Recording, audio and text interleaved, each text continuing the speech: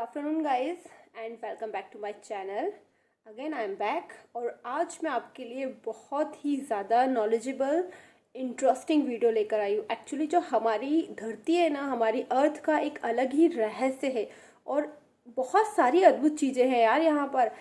अभी लॉकडाउन चल रहा है, सो मैं भी कई सारे ऑल टाइम मैं कुछ ना कुछ सीखती रहती हूँ, कुछ ना कुछ नॉलेज गेन करती रहती हूँ।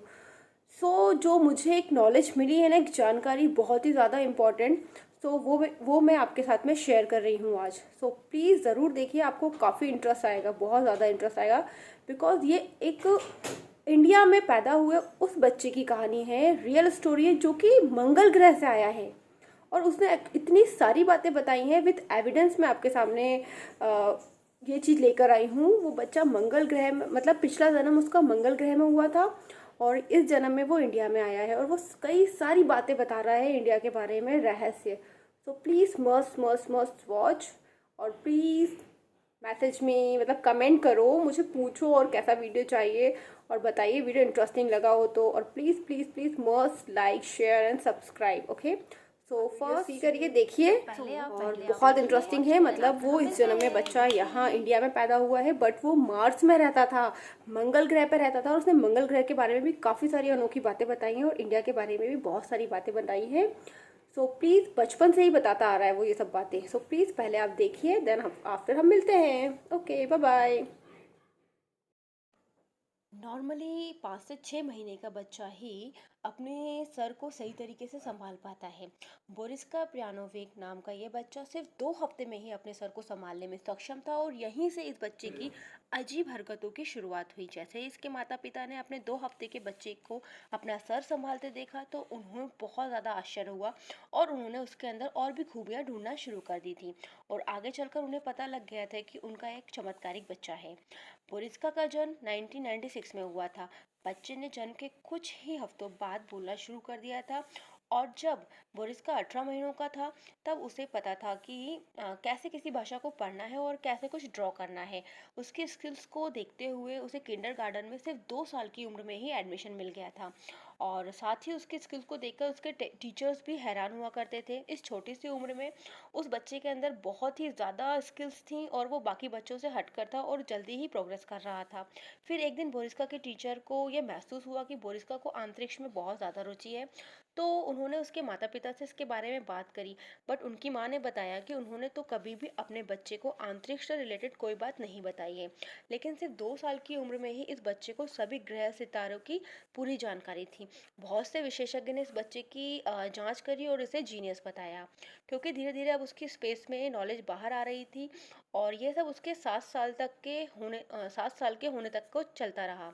लेकिन जैसे ही बोरिस्का ने अपने 7 साल पूरे किए तो उसने अपने माता पिता को एक ऐसी खबर सुनाई जो ना सिर्फ उसके माता पिता को बल्कि पूरी दुनिया को, वैज्ञानिकों को उसने हैरान कर दिया। एक बार वो अपने माता पिता के साथ एक कैंपेन ट्रिप पर गया और यहीं से सबकी ज़िंदगी में काफ़ी बदलाव आ गया। उसने अपने पेरेंट्स को बताया कि वो उस धरती का नहीं है और वो मार्स से आया हुआ है। तो उसके माता पिता और वहाँ कैंप में रह रहे लोगों ने उसकी बातें सुनकर काफ़ी हैरान हुआ। उसने साफ तौर पर सभी को यह बताया कि वो अपनी पिछली ज़िंदगी में मार्स पर कहाँ रहता था।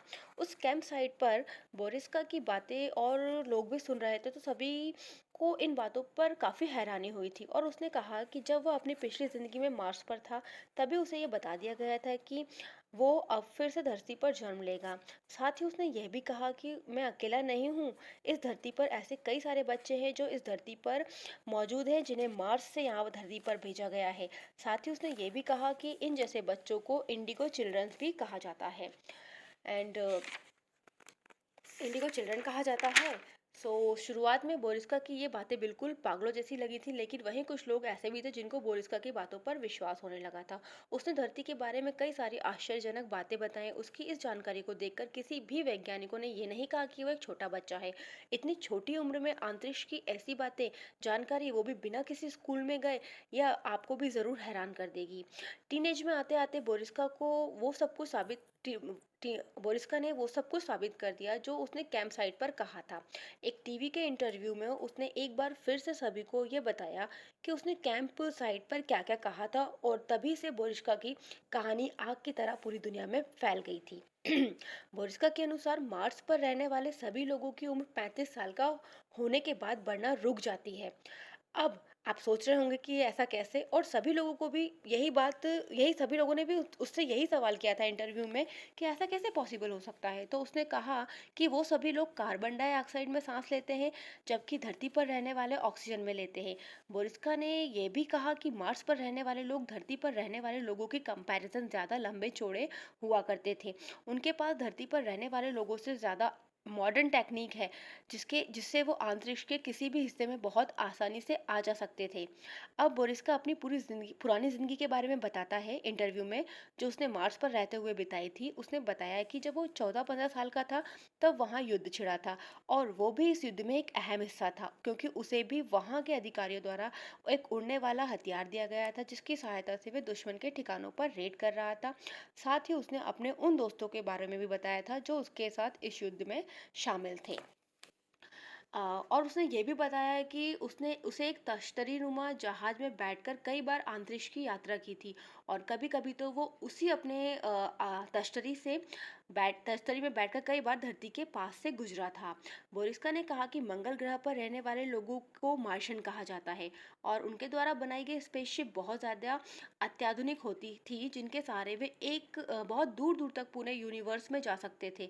लेकिन बाद में बोरिस्का ने अपना एक बुरा सच भी बताया कि उनकी इस तकनीक की वजह से ही, एडवांस तकनीक होने की वजह से ही उन लोगों की मौत हुई, क्योंकि वो इस तकनीक के सहारे न केवल यूनिवर्स में बल्कि समय में भी यात्रा कर रहे थे। इसी तकनीक की वजह से मार्स पर रहने वाले सभी मार्शियन के बीच एक न्यूक्लियर वॉर छिड़ा, और इसी युद्ध में मार्स पर रहने वाला कोई भी मार्शियन रोक नहीं पाया और उनकी मृत्यु हो गई। इसी वजह से आज पूरा मंगल ग्रह वीरान पड़ा हुआ है। उसने कहा कि मैंने ये सब बातें आपको ऐसे ही मज़े में नहीं बताई हैं, ये सच थी, बल्कि धरती पर रहने वाले लोगों के लिए एक चेतावनी है, क्योंकि जो मार्शियन उस युद्ध के बाद मंगल ग्रह पर बच गए थे, उन्हें अपने पड़ोसी ग्रहों की चिंता थी। ये सारी बातें बोरिस्का ने इंटरव्यू में कही हैं। उसने कहा, आज धरती जिस हालत में है, एक समय में उनका मार्स भी वैसा ही होता था। मुझे पक्का पता है कि एक ना एक दिन धरती के साथ भी वैसा ही होगा, और मैं यहाँ पर आप लोगों को सिर्फ बचाने आया हूँ, कहीं बाद में बहुत देर न हो जाए।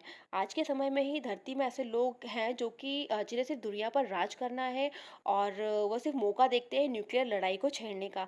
ऐसा बोरिस्का ने अपने इंटरव्यू में कहा है। साथ ही एक समय मार्स पर भी ऐसा ही था, जिसकी वजह से आज मंगल ग्रह वीरान पड़ा है। बोरिस्का ने अपने इंटरव्यू में लोगों को न सिर्फ चेतावनी दी, बल्कि एक उम्मीद भी बंधाई। उसने लोगों को कहा कि उसके पास इंसानी सभ्यता और इंसान को बचाने के लिए एक अच्छी खबर भी है। उसने कहा कि धरती को बचाने के लिए हमें धरती पर मौजूद ग्रेट स्फिंक्स ऑफ गीज़ा को खोलना पड़ेगा। यह एक आधुनिक है, और मतलब जो ये एक अरेबिक मोनूमेंट है, और इसके कान में हो सकता है अंदर जाने का रास्ता हो, है ना। उसने कहा कि इस स्टेचू के कान से अंदर जाया जा सकता है, और स्फिंक्स के अलावा पिरामिड ऑफ गीज़ा के राज में भी उसने बोला है कि पिरामिड ऑफ गीज़ा जो है, वहाँ पर भी एक राज है। अगर वो उसके अंदर जाने का रास्ता मिल जाए, तो बहुत कुछ ऐसा मिल जाएगा तो धरती के लिए काफ़ी फ़ायदेमंद होगा। तो पिरामिड ऑफ गीज़ा के अंदर कुछ राज जो है, हमें भी हो सकता है एलियंस टेक्नोलॉजी मिल जाए, जो हमारी टेक्नोलॉजी को और ज़्यादा मॉडर्न कर सके।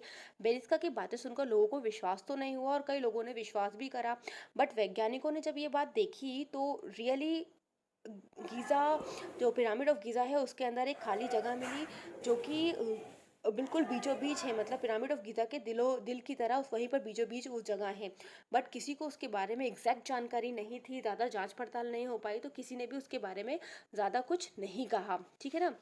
एक मतलब जो पिरामिड ऑफ दिल में 100 फुट लंबा खालिस्तान मिला हुआ है, और ये डिस्कवरी नहीं थी, तो इसके बिना जांच पड़ताल किए किसी ने भी इसके बारे में अपना मुंह नहीं खोला है। लेकिन ये बात पक्का है कि लोगों ने इतिहास में ये सब कुछ जो बनाया है, किसी ना किसी मतलब से ही बनाया है। इसके अंदर अंदर कुछ ना कुछ ऐसा राज जो है ही, और जो हमारे लिए काफ़ी फ़ायदेमंद हो सकते हैं।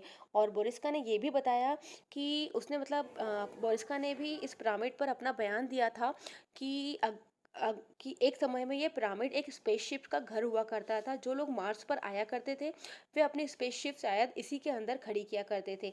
जैसे जैसे बोरिश्का की उम्र बढ़ती गई वैसे वैसे बहुत से शोज और इंटरव्यू में उसे देखा गया, लेकिन सभी उसकी बातों को सुनकर दो तरह के कयास लगाते थे। कोई विश्वास करता है, कोई नहीं करता है।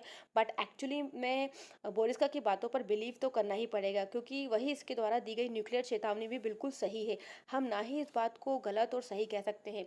और एलोन मस्क जी ही जो हैं वो ही बोरिस्का को मंगल ग्रह पर ले जा सकते हैं। जैसे कि एक तरह से ये एलोन मस्क जी का कॉम्पिटिटर भी है। ओके गाइस, तो आपने वीडियो देखा, अब बताइए कैसा लगा। है ना इंटरेस्टिंग वीडियो। ये पार्ट 1 है और मैं आगे बोरिस्का के बारे में और सारी नॉलेज गेन करके इकट्ठा करके आप डेफिनेटली आपके सामने नेक्स्ट वीडियो में लाऊंगी। बोरिस्का इंटरेस्टिंग है ना बच्चा बोरिस्का। अभी वैसे ये टीनेजर हो चुका है, बड़ा हो चुका है। बाकी जो नेक्स्ट इसकी न्यूज़ है वो मैं आपको नेक्स्ट वीडियो में दूंगी। Bye bye. But must like, share and subscribe my channel. Please, please, please, please, please, please.